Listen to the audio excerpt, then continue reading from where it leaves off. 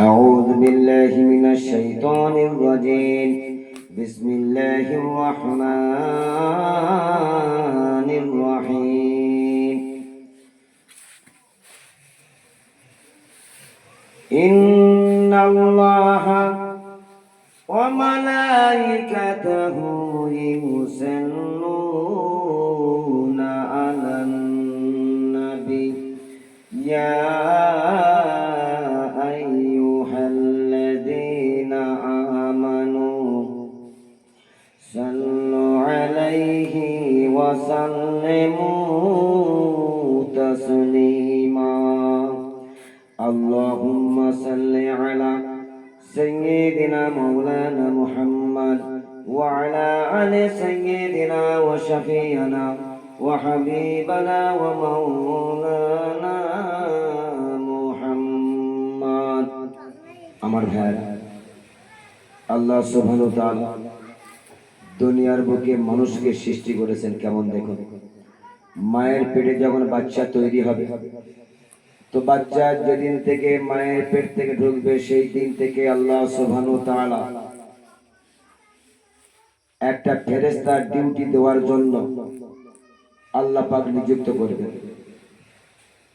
আমার মায়েরা, যেদিন থেকে মায়ের পেটে বাচ্চা প্রবেশ করবে সেই দিন থেকে আল্লাহ রাব্বুল আলামিন একটা ফেরেশতা নিযুক্ত করবে। আমার ভাইরা, দেখভাল করার জন্য, ডিউটি করার জন্য একটা ফেরেশতা ডিউটি দেবে।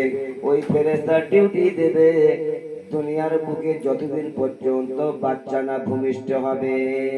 সুবহানাল্লাহ। যেদিনে বাচ্চা ভূমিষ্ঠ হয়ে যাবে সেই দিন থেকে আল্লাহ রাব্বুল আলামিন ওই ডিউটি ওয়ালা ফেরেশতাকে আল্লাহ পাক ডিউটি বন্ধ করে দেবে। আর তোমার আর ডিউটি হবে না, এই পর্যন্ত তোমার ডিউটি শেষ হয়ে গেল। সুবহানাল্লাহ। আল্লাহ বলে, বান্দারে, মায়ের পেট থেকে বাচ্চা যখন ভূমিষ্ঠ হয়ে যাবে আল্লাহ রাব্বুল আলামিন আর একটা ডিউটি ওয়ালা ফেরেশতা বান্দার জন্য ডিউটি করার জন্য, দেখভাল করার জন্য আল্লাহ আর একটা ফেরেশতা ডিউটি করার জন্য নিযুক্ত করবে। ওই ফেরেশতা ডিউটি দেবে কতদিন পর্যন্ত শুনে নেন। ওই ফেরেশতা ডিউটি দেবে যখন ওই বাচ্চা যখন 12 বছর বয়স না হবে, নামাজ যখন ফরজ না হবে, তখন আল্লাহ রাব্বুল আলামিন আল্লাহ তাবারক ওয়া তাআলা ওই ফেরেশতা ডিউটি দেবে যখন তার নামাজ ফরজ হয়ে যাবে। ওই ফেরেশতাকে বলবে, তোমার ডিউটি শেষ হয়ে গেল, আজকে রাত তোমার আর কোনো ডিউটি নেই, তোমার ডিউটি এই পর্যন্ত শেষ হয়ে গেল। যখন বাচ্চা নামাজ যখন ফরজ হয়ে যাবে, বালেগ হয়ে যাবে, সাবালেগ হয়ে যাবে, তো সাবালেগ হয়ে যাবার সঙ্গে সঙ্গে ওই ফেরেশতার ডিউটি শেষ হয়ে যাবে।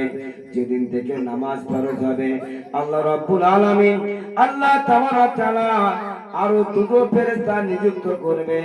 তার নাম হলো কিরামান কাতিবিন। সুবহানাল্লাহ।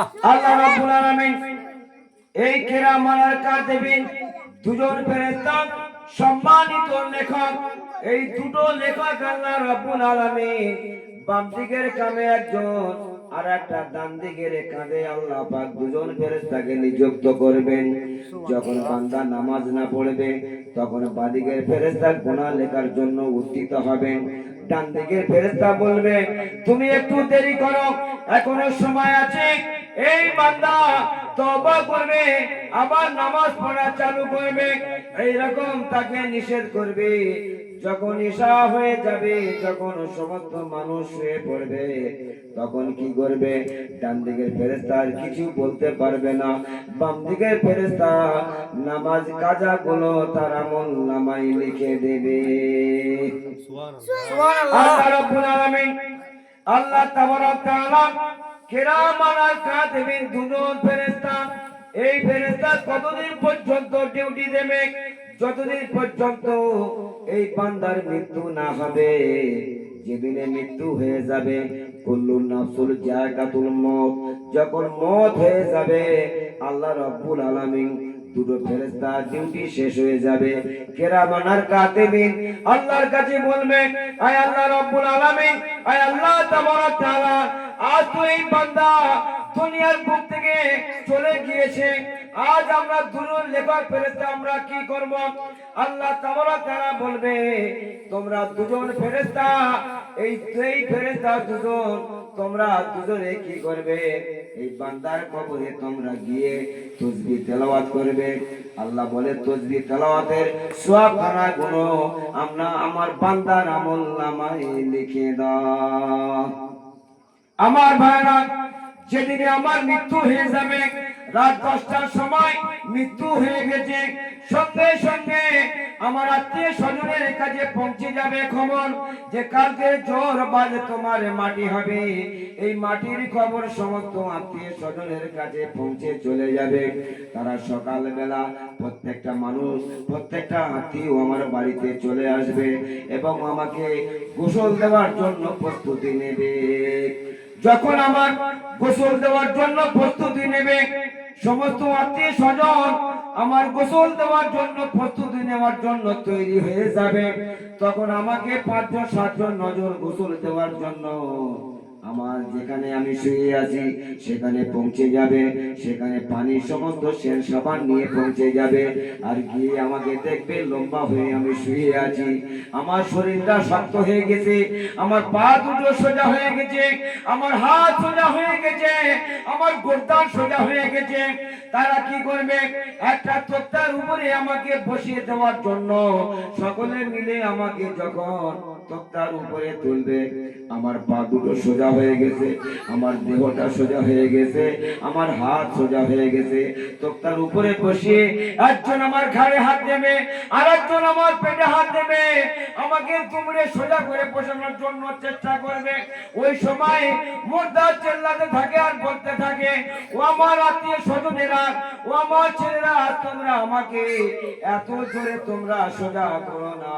আমার মৃত্যুর যন্ত্রণায় শরীরটা চটপট করেছে এবং মৃত্যুর যন্ত্রণায় আমার এত কষ্ট হয়েছে, এত কষ্ট হয়েছে আমাকে, আর তুমি আজ আমাকে এত জোরে সোজা করবে না।